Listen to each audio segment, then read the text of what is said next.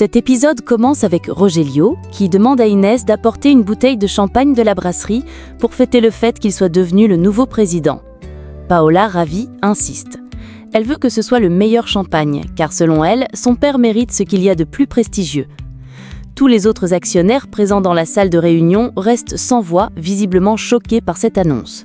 Rogelio, lui, savoure la scène avec ses complices, affichant un large sourire de triomphe. Furieux, Carlos se lève brusquement et accuse Rogelio. Cette décision est non seulement injuste, mais aussi illégale, car elle a été prise sans le consentement de Gabriel, l'actuel président légitime. Enriqueta intervient aussitôt pour calmer Carlos, lui conseillant de ne pas s'emporter et de consulter au plus vite leur avocat, Claudio. Mais Carlos, hors de lui, affirme que Rogelio ne fait tout cela que dans le but de les détruire. David, plus pragmatique, rappelle qu'ils ne sont pas en position de lui faire face pour le moment. Enriqueta, inquiète, décide d'appeler Claudio immédiatement. Au même moment, dans un coin plus calme, Eliana interroge Manuel sur ce qui le tracasse. Camila les rejoint à la cafétéria et explique que son père a organisé une assemblée générale extraordinaire, puis l'a mise dehors, insinuant qu'il est désormais le nouveau président. Eliana est surprise et Manuel, visiblement tendu, quitte la pièce pour aller confronter son père. Au poste de police, Pacheco confie à Gabriel que le procureur avait certainement prévu de le provoquer pour le mettre en colère, et que c'est exactement ce qui s'est produit. Gabriel, crispé, lui répond qu'il veut voir Salvador de toute urgence. Pendant ce temps, Salvador discute avec Claudio du scandale impliquant Gabriel et de l'incident avec le procureur. Claudio explique que c'est Javier qui a volontairement provoqué Gabriel. Salvador avoue qu'il travaille avec Javier depuis des années, mais qu'il ignorait à quel point cet homme était corrompu. Claudio lui dit qu'il doit maintenant se rendre à la brasserie, car il paraît que Rogelio vient officiellement de s'emparer de la fonction de président. À la maison, Joanna est très inquiète pour Gabriel, qui risque d'être transféré bientôt sans possibilité de libération conditionnelle. Elle annonce vouloir se rendre directement chez le procureur, mais sa grand-mère s'y oppose fermement, craignant que cela ne complique encore plus les choses. Josefina supplie Joanna de rester calme, au moins pour le bien du petit être qu'elle porte dans son ventre. Joanna finit par accepter et sa grand-mère lui promet qu'ils traverseront cette épreuve ensemble et que tout finira par s'allonger.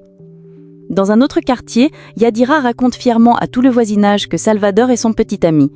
Mais Jenny arrive au même moment et dément catégoriquement. Salvador n'est pas son compagnon. Yadira, furieuse, appelle la police en criant qu'une folle lui cherche des ennuis. Memo, témoin de la scène, prend de la peine pour Jenny.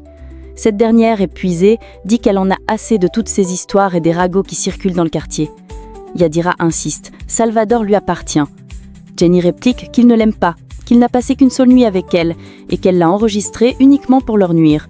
Puis, avec ironie, elle félicite Yadira d'avoir mené à bien son petit plan avant de tourner les talons et de s'en aller. À la brasserie, Rogelio rejoint Carlos, Enriqueta et David et leur tend un verre de champagne pour célébrer. Carlos, hors de lui, brise le verre contre le mur. David essaye de calmer son ami. Carlos accuse Rogelio d'être derrière tout ce qui arrive à Gabriel. Rogelio nie, prétextant qu'il n'y a aucune preuve et que ce n'est que sa parole contre la sienne. Paola, faussement conciliatrice, demande à Carlos de ne pas être agressif, car selon elle, ils sont une famille. Carlos lui rétorque que tout comme ses parents, Rogelio a toujours été malheureux et animé par un désir de vengeance contre les Rubio, cherchant à s'approprier ce qui leur appartient. « Tu n'es qu'un misérable envieux », conclut-il. Manuel et d'autres employés arrivent à ce moment-là et assistent à la dispute. David tente encore une fois de calmer les deux hommes et change de sujet, en évoquant leur partenariat avec les Espagnols. Rogelio tranche froidement. Il est le nouveau président et c'est à lui de décider. Manuel veut intervenir, mais Camila lui conseille de ne pas le faire, affirmant que son père gère la situation. Eliana, écœurée, glisse que Rogelio est encore pire qu'elle ne l'imaginait. De retour au poste de police, Gabriel confie à Salvador qu'il n'a pas pu se contenir lors de l'interrogatoire. Salvador lui apprend que les autorités préparent déjà l'ordre de son transfert. Gabriel veut s'adresser à un journaliste pour contrer la version de Paola, mais Salvador estime que ce n'est pas une bonne idée. Gabriel insiste pour que Juana ne soit pas mise au courant de ses complications, mais Salvador juge au contraire qu'il vaut mieux qu'elle sache. À la brasserie, Rogelio répète inlassablement qu'il est le président. Il déplace David à un autre poste et annonce qu'ils ne bénéficieront plus des privilèges accordés jusqu'ici aux amis ou aux membres de la famille. Paola approuve, ajoutant que tous les employés seront désormais traités de la même façon. Rogelio proclame ensuite qu'il occupera le bureau de Gabriel, tandis que Paola devient la nouvelle directrice de distribution. Manuel, choqué, reste sans voix. Rogelio conclut en affirmant que la porte est grande ouverte pour ceux qui ne sont pas d'accord avec ses décisions. Enriqueta lui répond que personne ne démissionnera et qu'ils feront tout pour l'empêcher de couler l'entreprise. De l'autre côté, Jenny rentre à la maison. Juana lui demande si elle est allée voir Salvador et si ce dernier lui a dit quelque chose concernant Gabriel. Jenny répond que non, ajoutant qu'elles se sont fatiguées, puis elle se retire dans sa chambre. Josefina continue de calmer sa petite sœur et lui garantit que tout ira bien. Pendant ce temps, Yadira affirme que Jenny a menti au sujet de la vidéo dont elle a parlé. Carmela, son amie, et Memo disent à Yadira qu'elle a eu tort de conserver des vidéos de ses moments intimes avec Salvador, juste pour lui faire du chantage et le séparer de Jenny. Carmela et son amie décident alors de s'éloigner de Yadira, qu'elle considère désormais comme une fille mauvaise et manipulatrice. Yadira demande à Memo de la comprendre sous prétexte qu'il est un homme, mais même lui trouve qu'elle a très mal agi et ne peut cautionner ses actes. Au garage, Margarita va voir Felipe et lui demande de venir de toute urgence à la maison car tout va mal avec Jenny et Juana. À la maison, Josefina prépare le repas.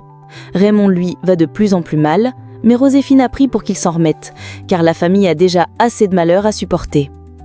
À la brasserie, tous les employés s'inquiètent, disant que les choses tournent mal.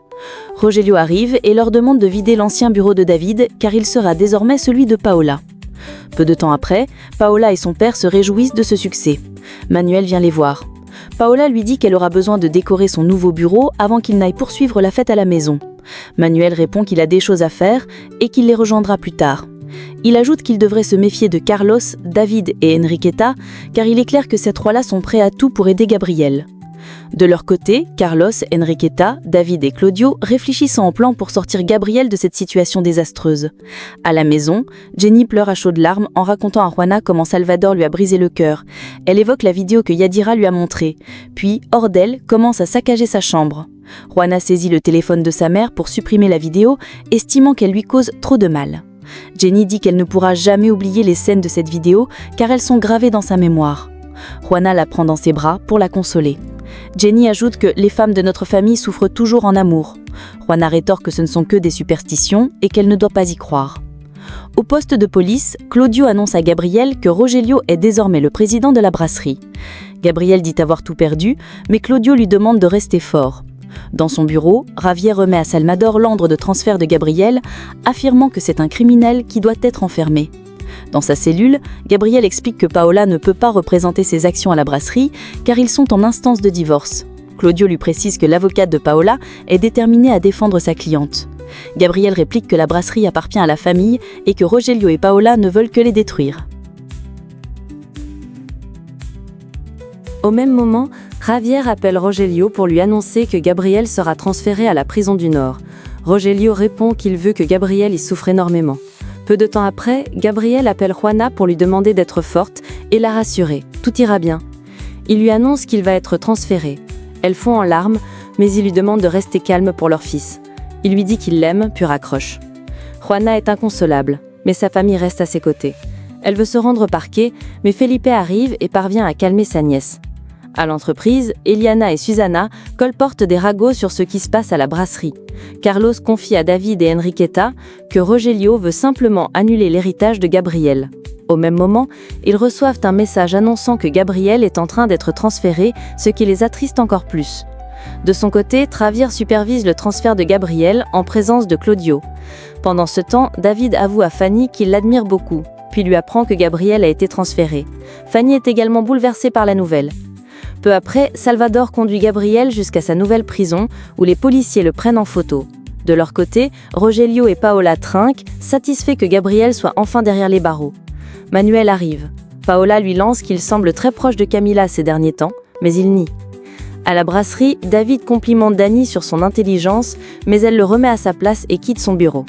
Chez elle, Camila, en larmes, se confie à sa mère. Celle-ci lui demande si c'est un homme qui lui a fait du mal et tente de la calmer en lui assurant qu'elle finira par trouver un homme qui l'aimera. Camila répond que ce n'est pas facile de se débarrasser d'un homme comme celui-ci et lui demande si elle va lui faire la même chose qu'elle a fait à son père. Chez Joséphine, Raymond console Jenny et parvient à lui redonner le sourire. Au même moment, Salvador repense à leur dernière dispute lorsque Jenny lui a demandé de rester loin d'elle. Yadira vient le voir. Il lui interdit une bonne fois pour toutes de s'approcher de lui et lui impose de se respecter et de se valoriser, ajoutant que personne ne le fera à sa place. Quelques mois plus tard, le ventre de Juana s'arrondit et avec sa famille, elle prépare déjà les vêtements du bébé. Elle va ensuite arroser les fleurs en pensant à Gabriel et en caressant son ventre, puis rejoint la table familiale. Soudain, elle perd les os. Tous s'inquiètent et l'emmènent d'urgence à l'hôpital. De son côté, Travia reçoit des soins médicaux en prison. Salvador vient le voir et lui annonce avec un sourire que Juana est déjà en travail. Gabriel est surpris, il reste encore 2 mois avant la date prévue pour l'accouchement. À l'hôpital, Juana donne finalement naissance à un joli petit garçon.